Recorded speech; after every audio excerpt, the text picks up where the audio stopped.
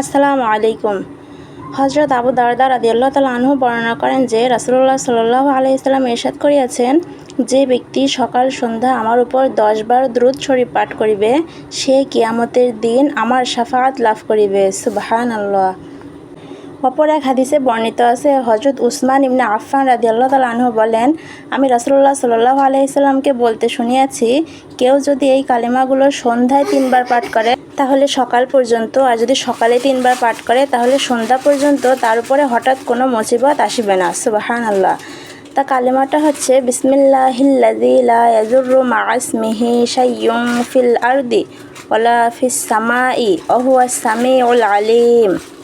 আবার শুনুন, বিসমিল্লাহিল্লাযী লা ইয়াযুররু মা'a ইসমিহি শাইউন ফিল আরদি ওয়ালা ফিস সামাই ওয়া হুয়াস সামিউল আলিম। তো আল্লাহ তাআলা আমাদেরকে এই কালিমার উপরে আমল করার তৌফিক দান করেন এবং বেশি বেশি আমাদের নবীজির উপরে দুরূদ পাঠ করার তৌফিক দান করেন, যাতে কাল কিয়ামতের ময়দানে ওই কঠিন অবস্থাতে আমরা আল্লাহ তাআলার নবীর সুপারিশ পেতে পারি। আমিন।